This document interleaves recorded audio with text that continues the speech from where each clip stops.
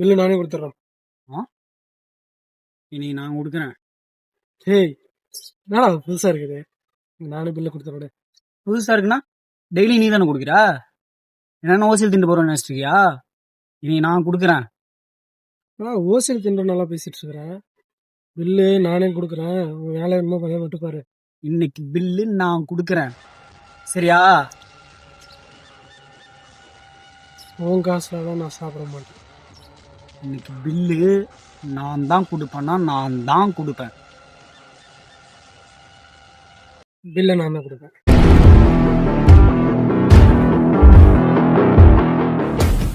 இன்னைக்கு பில்லு நான் தான் கொடுப்பேன்.